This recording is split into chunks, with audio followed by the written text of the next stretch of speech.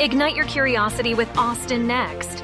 We're watching Austin transform from a thriving ecosystem into a global superstar. With our host, Jason Scharf, we aspire to better comprehend the true nature of innovation.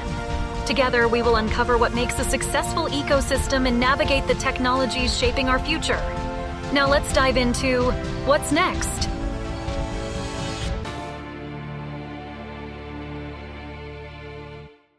Today's podcast is sponsored by Austin Private Wealth, a registered investment advisor focused on fee-only financial planning and investment management. Their mission is to serve affluent clients with personalized financial advice, fostering a trusted relationship that will endure for generations to come. Austin Private Wealth is not just about managing wealth. They're about inspiring you to embrace a future filled with possibilities and helping you architect enduring legacies. Their core values of integrity, service, caring, excellence, and growth are at the heart of everything they do. Connect with them today at austinprivatewealth.com. Austin Private Wealth is a registered investment advisor. Advisory services are only offered to clients or prospective clients where Austin Private Wealth and its representatives are properly licensed or exempt from licensure.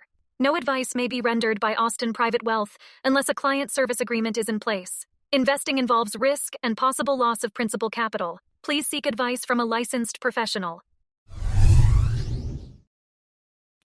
Richard Florida is the world's leading urbanist and international best-selling author of Rise of the Creative Class.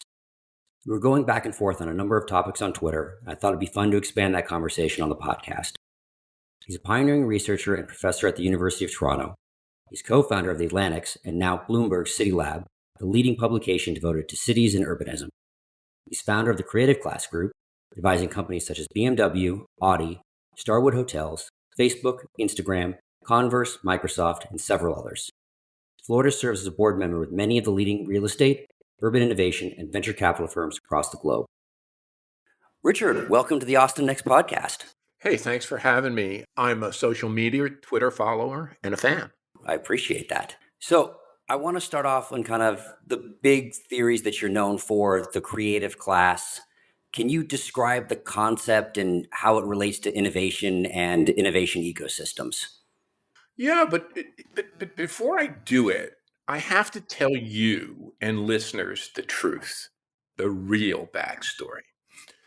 The real backstory is that I was a professor at Carnegie Mellon, and I had been at Carnegie Mellon and been part of this renaissance of Pittsburgh and been arguing in Pittsburgh about how Pittsburgh should really embrace the research at Carnegie Mellon and the research coming out of Carnegie Mellon and the companies that were coming out of Carnegie Mellon, the talent that was coming out of Carnegie Mellon to create an innovation ecosystem. I didn't come up with this term, the creative class, yet, and I had been studying this. And I was walking across campus one day and I saw these kids playing ultimate frisbee, pretty cool looking hipster kids. And I asked them what they were going to do after graduation. And they said, we're going to move to Austin. The whole book, folks, is really my meditation on why Austin, why not Pittsburgh? Why Austin, why now? And I had gotten to know Austin. I had been to Austin. Recall, listeners, the most important person or one of the most important people in Austin's rise as an innovation ecosystem was a fellow named George Kosmetsky. There's an important lesson in this. George was denied tenure at Carnegie Mellon and then went off and founded a very successful company on the West Coast called Teledyne, and later was recruited to join the University of Texas at Austin faculty as the dean of the business school, where he established IC Squared. But I knew George. I had visited George. I had been in Austin. I had benchmarked Austin back in the 80s. So I knew what was happening. And the reason these young people wanted to go to Austin was because it was fun. And it's interesting. They liked Austin more than San Francisco or the Bay Area because it was more accessible. It was kind of like a cool, at that time, we're talking about 20 some years ago, a cool college town with a great music scene and good bars to go to and lots of stuff to do outside and, go to Barton Springs and do all this fun stuff that's Austin and ride bikes. And so the point is, the whole darn theory of the creative class comes out of my trying to understand why not Pittsburgh, why Austin. All right, I'm going to pull that thread right there because you said they wanted to move to Austin because it was fun. There was a recent interview that Bill Gurley did on Bloomberg and he just recently moved back to Austin from the Bay Area. And he said one of the problems that Austin and Miami face compared to Silicon Valley is that we are too fun. We're not going to be attracting the most determined founders. So it's an interesting having that flip side is we're more fun than Pittsburgh given that, but we're too much fun compared to the Bay Area. What is your thought on that? So there's a couple things I would say. First of all, Austinites know this, so I'm speaking to the converted. The overnight success story, which is Austin's innovation ecosystem or high-tech startup complex, it's like 4 decades in the making. It starts with Kosmetsky, or even before Kosmetsky, and it's why Kosmetsky was recruited. IC squared becomes a really important pivot point in this, but very early on, Austin's political leaders, George, Pike Powers, and many others, begin to make these missions. I forget if it was the Chamber of Commerce or an informal group, but they begin to take these annual missions to the Bay Area and to Silicon Valley to recruit people and companies. So the most important thing is that to understand is that Austin is not an independent tech hub. It is a satellite of the San Francisco Bay Area. Yes, it's great. It's wonderful. And Miami is not a tech hub. This is a bunch of bullshit. What Miami is, there's a little tech complex, and some of the PayPal guys, Peter Thiel and his buddy, whose name I'm blanking on now. Keith Rubino moved down there. Yeah, Raboy. Who's always kind of a jerk. Even Paul Graham. Paul Graham called him out on Twitter and said, "Why are you always such a jerk, Keith?" But I think what Miami is really kind of an outpost of New York City and related financial and real estate industries. I'm actually working on a whole essay on this with folks at BCG. I call it the rise of the meta city, the new kind of city, which is not just a physical agglomeration. It has these kind of digital links. And, Austin is linked to San Francisco. Miami is linked to New York, and Nashville, another one of these rise of the red cities, is really linked to Los Angeles. So, yeah, but I think, look, Bill is really smart, much smarter and more successful than me. But I don't think the problem is Austin is not that much, is too much fun. I think the problem is Miami is too much fun. That's a whole different thing. You asked about the creative class. The creative class is just my way of looking at people who have a high degree of skill. Many people look at people with a bachelor's degree and more. That's sort of the conventional measure of skill or human capital. What I kind of figured out when I was at Carnegie Mellon is you could use occupational statistics, what people do for work, and you could look at people who work in technology, innovation, high-level business and management, healthcare, education, research, and the arts, and you can cluster the skills that draw on underlying innovativeness or creativity or mental capabilities, and you could develop them into a grouping. That's what I did. But Miami has a share of this, which is like half of Austin or the Bay Area. So Austin or the Bay Area now probably have between 45 and 50% of their workforce in this creative class.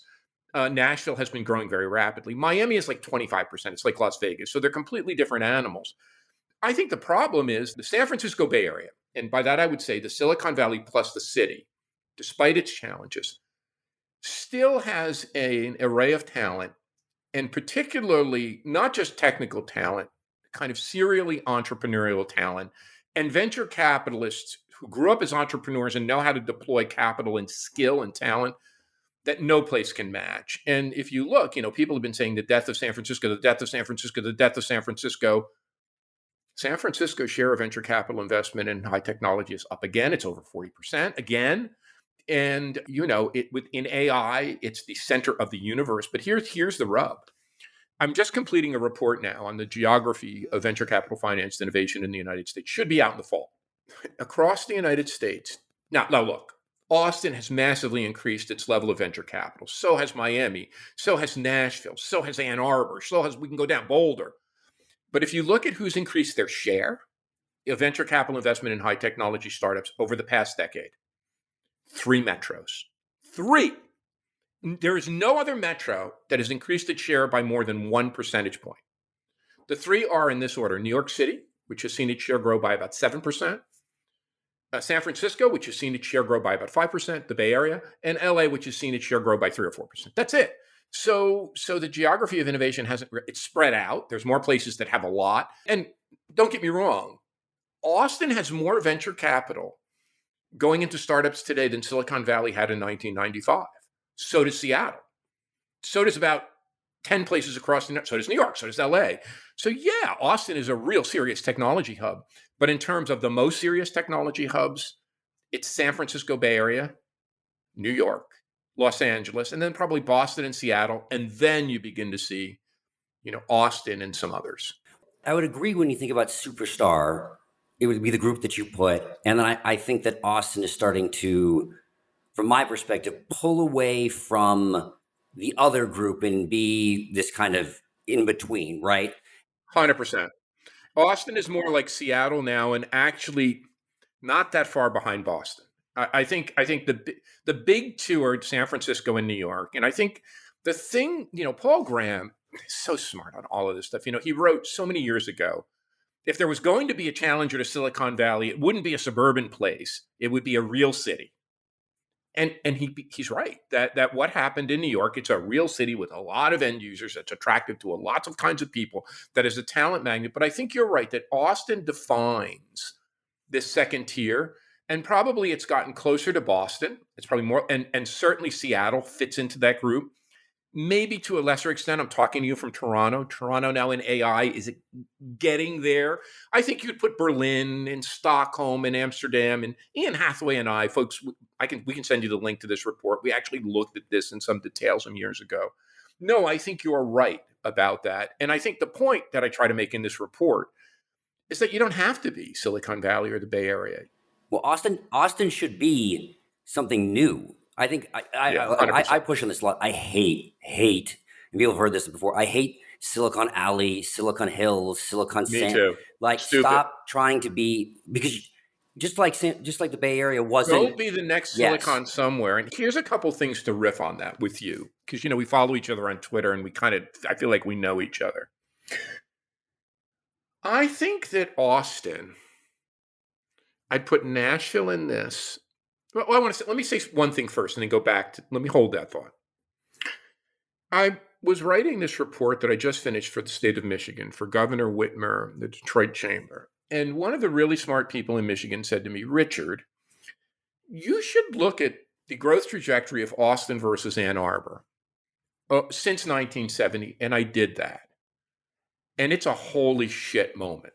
I mean, Ann Arbor flatlines. It goes from 230,000 people to 400 and some thousand people, something like that. Austin goes from 400,000 people to 2.5 million people. Right. And the point is that Austin is a college town on steroids that understood how to grow and scale itself. But in this mix is something else, where I think Austin and Ann Arbor and Nashville, when we look in this report at the great heartland of the country, the interior of the country, and it goes back to your point about what you can do. I say in this, the heartland should not try to be another nameless Silicon somewhere. It should be unique. And what's interesting about the heartland, it's the place that we make things. The coasts are the place that we invent things. The freaking heartland is the place we make things. I just looked at this data yesterday. The heartland is still home to over 50% of U.S. manufacturing employment, while it's about double its population and economic output. Well, look at what's happened in Austin. What did you get?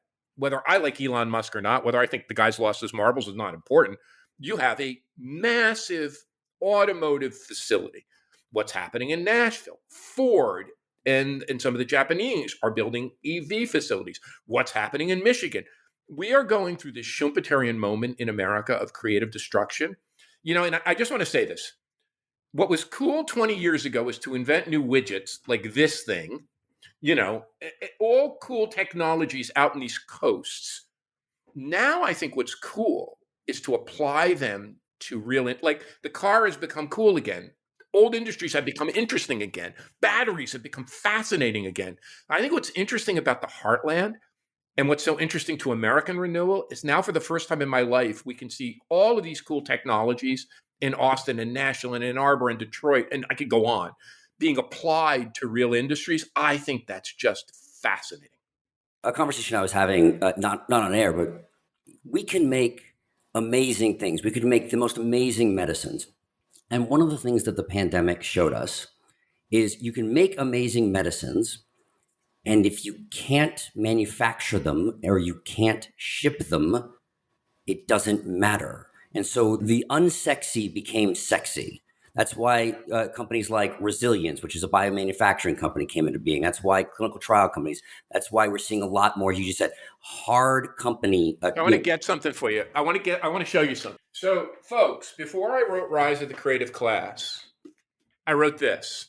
1993, The Breakthrough Illusion, and this, Beyond Mass Production, The Transformation of the American Midwest. What we argued in 1993 was that America had developed an unbalanced system of innovation in Silicon Valley that focused on new, tweaky breakthroughs and neglected the manufacturing follow-through, which was being done in Japan and Germany. And it looked like I was wrong. For 20 years, it looked like the American system of high-flying, high-technology innovation was the envy of the world, until it wasn't. It was before the pandemic, but the pandemic showed us if we can't make things, and we depend, and of course, geopolitical, Russia, China, if we can't make things, and if we just make these breakthroughs, and we give the follow-through away, this is Richard in 1993 talking, we're not going to be a competitive country. We're not going to, and what happened, of course, we created this enormous wealth on the coast. I would say it's oligarchic wealth. It just this upper tier of the income distribution or the wealth distribution is made off with all the spoils. The heartland of our country, aside from Austin and maybe Columbus, Ohio, and a few other places, fell to pieces, with deindustrialization and abandonment. And now we go 30 years later, we have the opportunity now to rebuild our country. And I think this is the coolest thing in my life. Like, I'm so glad I've witnessed all of this, man. But I think now, what you said, it's now interesting for people to say, San Francisco's fine and Boston's fine and New York's fine, but maybe I could go to Austin or Nashville or Dallas. I could go, we name 1,000 communities, right? Or Indianapolis or Columbus, Intel building that giant chip factory complex. To my mind, folks, I always say Columbus is just like Austin. They're like sister cities to me, like state capitals with great universities that are talent magnets for their regions. Look, I just think and then, my argument is, sorry to run on and be so ditzy about this. My argument about this is that we have a huge asset in this country that's underperforming. We probably have 50 Austin. After we're done, I'm going to go enumerate this. We have 50 potential Austins in this country. We have Ann Arbor and Madison and Bloomington, Indiana, and West Lafayette, Indiana, where Purdue, I could go down the list, right? All of these college towns, which have the potential to be Austins, right? Which have these research universities and developing this science. And all of these places are close to the manufacturing muscle. So, Lord God, I think this is the future of our country. So we got to come up with a good, the Austin version of the word Silicon Valley. So it becomes the Austin version, right? So everyone kind of copies us. So they're second there. It is interesting because what I've started to use, and models are good, right? I don't mind models. I don't mind. It's when you try to be the second. I actually think that the template that Austin can show is Silicon Valley meets Detroit in the 50s, which we can create innovation plus building things. Because if you look at, as you said, we're building EVs, we have semiconductors, we're building rockets, we have Firefly here, but we also have AI companies, quantum companies, life science companies, and we're building novel innovations. It's not just, as you said, it's not somebody else is doing the creation and we're just building. But then what I really like about the fact that, and it was really, there was an Economist article, the article stated that it was like, we're all wanting to bring back these manufacturing jobs, but they're not what they used to be. They're all automated. They're not good paying. And I was like, okay, I can only speak anecdotally. I don't have data, but what I'm seeing here, and, the Gigafactory, this is Tesla's factory, hiring, 50 people, just quoting articles, 50 people straight out of high school with, $40,000, $50,000 a year jobs. The Samsung plant, like these are all really good manufacturing jobs. Another company here, I don't want to say because I don't know if they're hiring yet, but I know these are high-tech jobs. And I asked them who it is that they're going to be hiring, right? This is, they said, we go after the people who are working at the Amazon, UPS, fulfillment plants. We pay a lot better. and these a lot more interesting and cool high-tech jobs. And so Amazon and UPS hate us, and they tend to build, more of these. And like, you're going to have these really amazing high-tech middle-class jobs. So you're actually going to have a really great, as you said, it's prosperity at every level.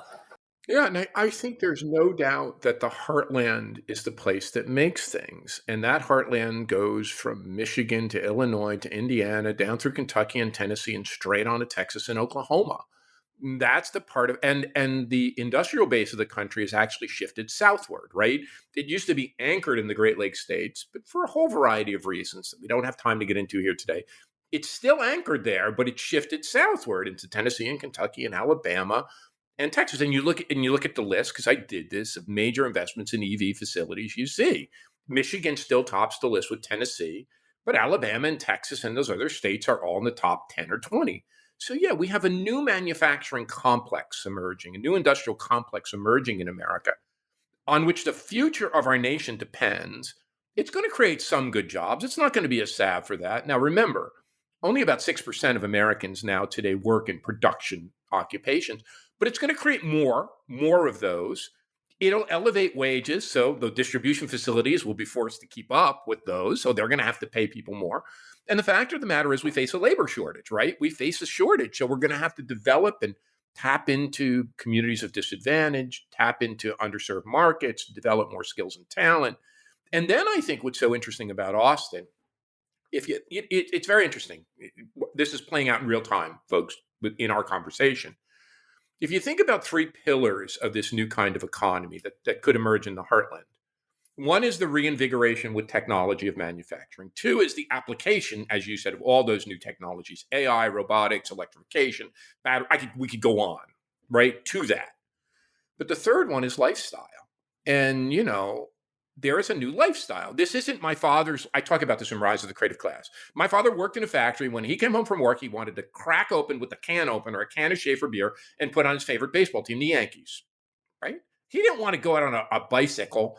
Or, my mom, I make the joke. Could I imagine my mom dressed up in Lycra on rollerblades? It's like, it boggles, I can't even imagine it, right? It's so bizarre.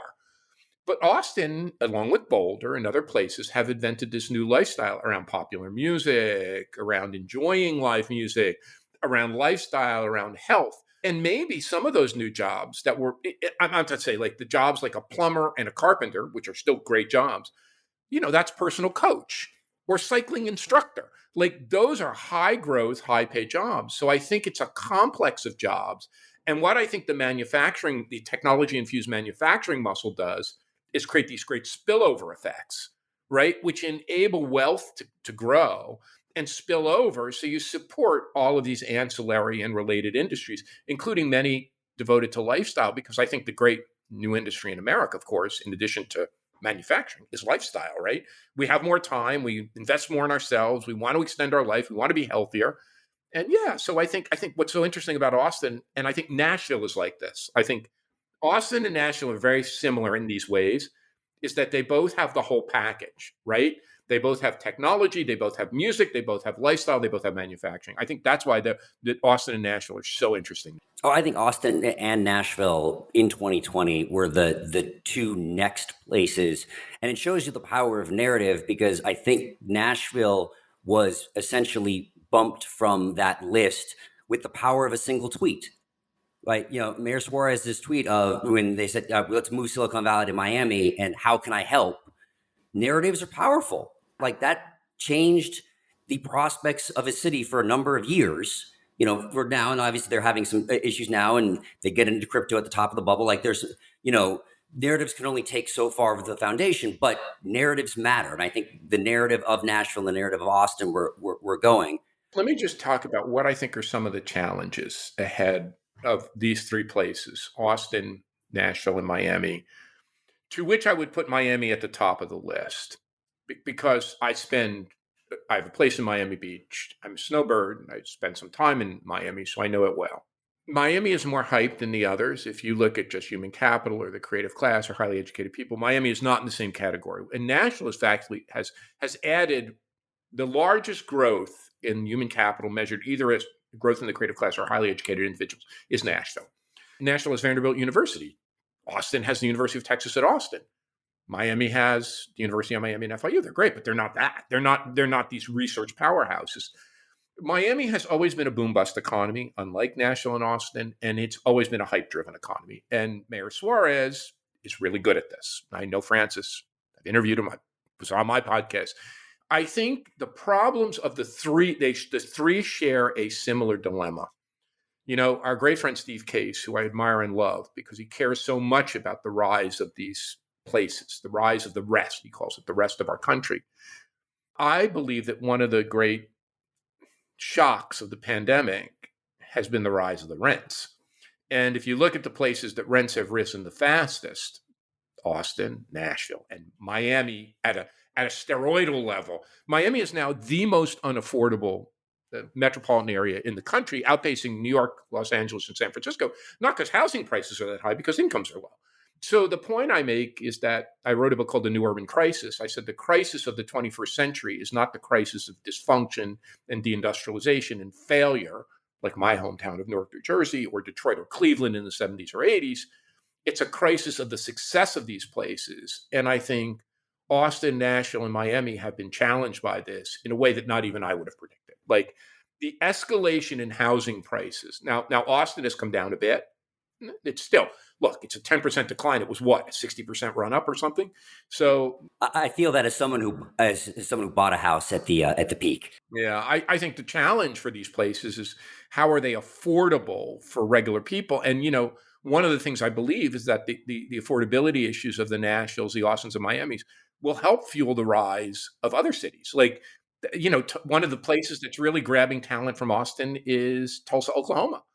You know, some of the fastest growing places in terms of housing prices in the United States are in the Midwest, up in the Great Lakes region. So I don't think this is a terrible thing for the country, but I do think it's something Austin has to grapple with.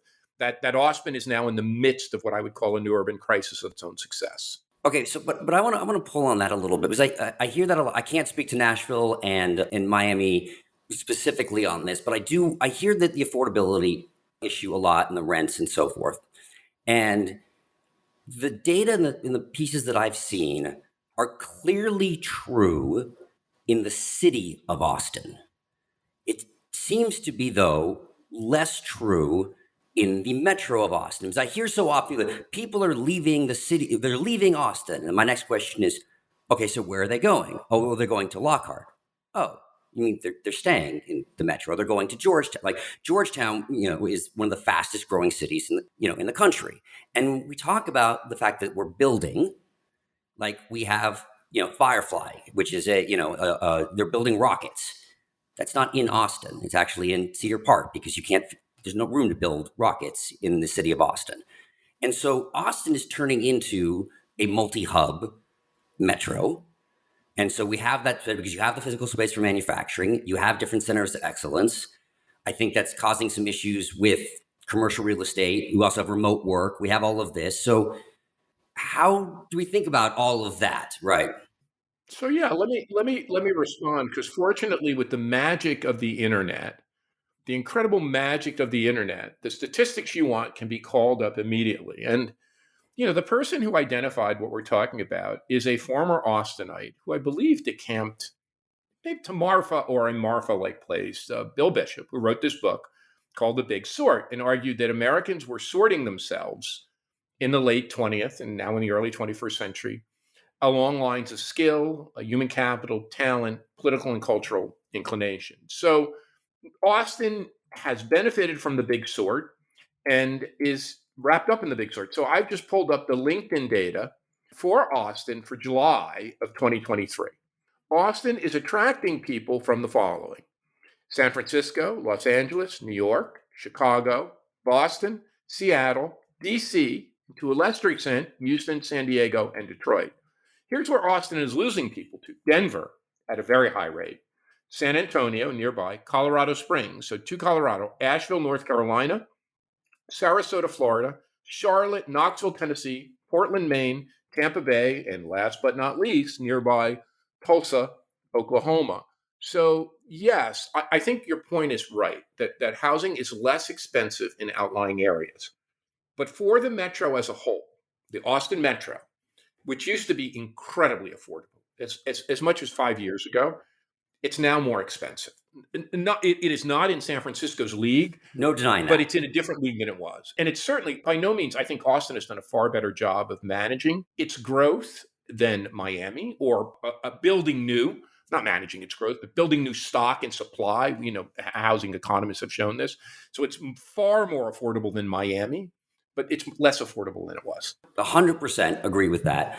And I think it's the narrative a little bit when I hear people are leaving, and I want to always ask that next question of, are they leaving to Tulsa?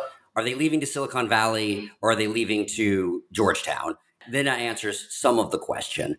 Yeah, all of the above. And I think the last thing I want to talk about, since you said we try to be politically neutral, is politics. And let me tell you what I think is an issue.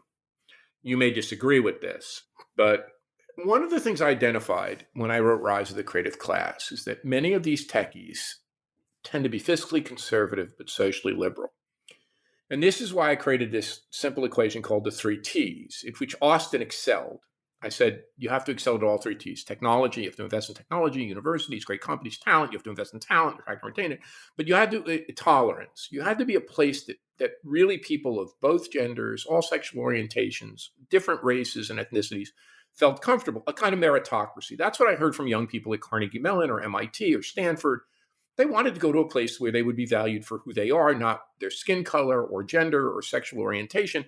And a place that had that kind of open-minded outlook was a place that had meritocratic values. And, when I wrote this book, it's so funny, I did a lot of interviews in Austin, and it's all in there, folks. People would say, we don't fly kids through Houston or Dallas. We fly kids through Chicago. We want them to see Austin and its airport being different. I mean, I'm just talking to Austin high technology people at the time and recruiters. I think what happened in Miami and Texas in terms of narrative, and I just want to say this as fact, is that there were outspoken politicians, some like Francis Suarez, who were much less politically, ideologically doing this, but others like the governors of these 2 states that went on sort of a crusade. And, let's say I'm a techie and I'm somewhat moderate. I may lean a little bit left of center. I hear it in Miami. I don't think I can live here anymore. I don't like the governor. He's attacking gay rights. He's attacking women's rights. He's attacking the damn mouse.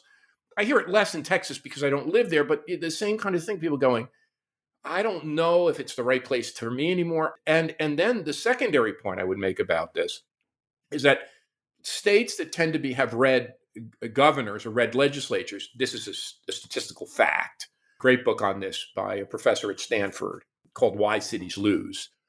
And his argument is that cities tend to be left, Austin, Dallas, Houston, even Miami up until recently. States tend to be red. And then when you get a state that's super conservative, it doesn't invest in its cities, and its cities have a harder time making a go of it, whether that's right or wrong.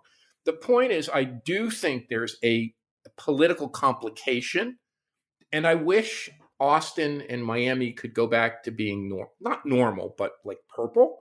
Like that politics wouldn't enter the fray, wouldn't enter into these narratives. It wouldn't be about, we're going to be the alternative to the woke places of New York and San Francisco. Because I think, although that does attract some people, it also causes others to leave. And I think successful tech hubs are, my friend Dan Diermeyer, who's the new chancellor at Vanderbilt, I think you'll like this. He calls it principled neutrality. I like this idea. And I think Austin and Miami and Nashville should be principled neutrality. And I think sometimes the postures of state leaders affect that to a degree. Sorry to run on my political rant. I know we're kind of getting close to time here. One of the questions that I definitely wanted to pull on, and this has been fantastic, and Richard, we're definitely going to do a round 2. One of the parts of the creative class that you had mentioned, and this has been something that's fascinated me ever since I kind of first started hearing about your work a long time ago, the almost traditional piece that we think about creatives, right?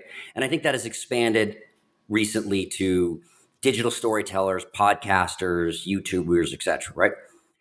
And I've always thought about, like, one, how do you see them connecting in either directly or indirectly into the actual innovation ecosystem? How do you think that should work?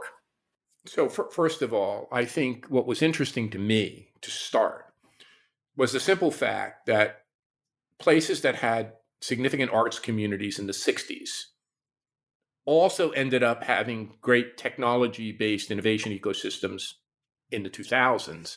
And, the first thing we did was I met a fellow named Gary Gates at Carnegie Mellon. He was studying the location of the gay community. And he said, look, Richard, what are your 5 best tech hubs? I said, San Francisco, San Jose, Austin, Seattle, and Boston. He said, well, you've named 5 of the gayest cities in America. The next thing I did, once I kind of got over like the shock of that and said, no, we should look at that. Then, we had these data, which I told you about, that come from the census data and the Bureau of Labor Statistics. I said, could we identify clusters of artists and musicians? Now we're going to have fun, right? Now we're causing a shitstorm. Let's call that the Bohemian Index. This ends up getting me on the Colbert Report, right? Why cities with gays and rock bands, are ruling the innovative economy.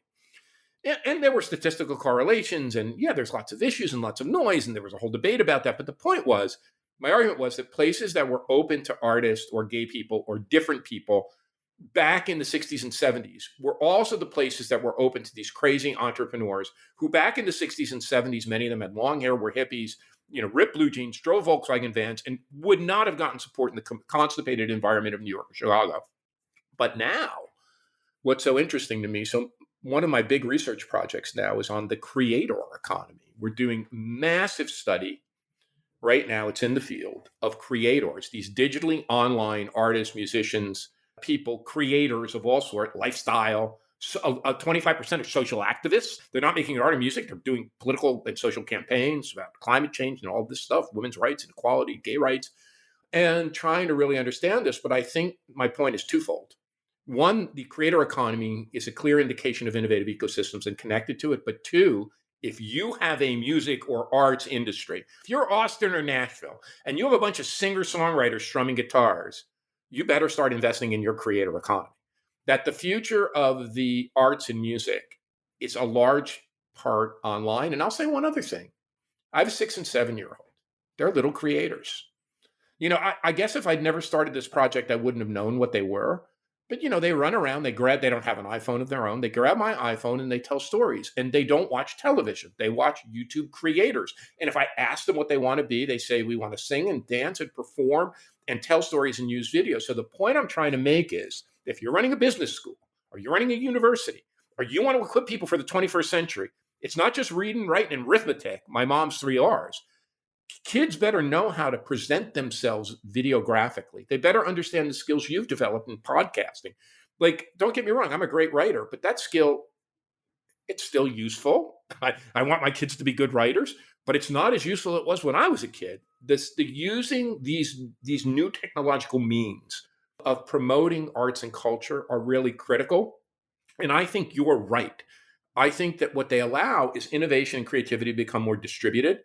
But, then people migrate to different hubs and they come in and out. So I think it's just much more networked. There's still going to be hubs and spokes. But I think this rise of the creator economy is a much bigger thing. And one thing that worries me is that when I talk to politicians about this, or mayors about this, or economic developers about this, or university leaders, their eyes glaze over like I'm from the freaking moon. Like, what the fuck are you talking about? I think you're right, that this thing is bigger than, and it's the future, that this blending of the physical world and the digital world around arts and culture and innovation is much bigger than anyone thought of. Yeah, no, I think we should connect them. And to your point, my 2 older children this week, their summer camp was stop motion. So, dude, you did the smartest thing for your kids. Oh, it wasn't my choice. They were demanding it. Look, it stokes their ability to create, to stoke their passion, to create an audience, to create an identity. And of course, there's so many dangers of this stuff too. I don't want to, but let's when that report comes out, which is probably in about 6 months, because the survey, it's a global survey. We're in not every country. We're in every region of the world, in many countries of the world. We're not in every country of Africa, we're not in every country of Asia, but we're in many. So when that report comes out, we're going to have the first baseline data on the extent of this. So let's do another conversation. No, that sounds great. So, Richard, we always end with the same question. What's next, Austin? I think Austin is part of this remaking of America around innovation and lifestyle, but with real application to remaking our industrial base. Maybe I'd thought more about that in the context of Michigan before, or, Detroit and Ann Arbor. But talking to you, it is clear to me that Austin, it's going to sound so weird, even though Austin, you know what the next Austin is? Austin is the connective fiber between coastal innovation hubs and the new way of making things in the heartland. That's what it is. Because I was going to say it's more connected to Detroit than, no, it's equally connected to San Francisco and Detroit. It is really the pivot point, if you will, the pivot point of the remaking of the U.S. economy by applying technology and innovation and creativity to the way we make things. That's so important to our economic future and to the future of our people, our middle class, and our standard of living. So, you know what? My old buddy's now mayor of Austin, Kirk Watson. One of my proteges, Stephen Pedigo, runs the Urban Lab at the University of Texas at Austin. I had Steve Tomlinson and Eugene Sepulveda in my class. Maybe I need to come to Austin for a visit again. It sounds like a great idea. Thanks, brother. Richard Florida, thanks for joining the Austin Next podcast. Oh, thanks for having me. This was great. Thanks for doing what you do. So what's next, Austin? We're glad you've joined us on this journey. Please subscribe at your favorite podcast catcher, leave us a review, and let your colleagues know about us. This will help us grow the podcast and continue bringing you unique interviews and insights. Thanks again for listening, and see you soon.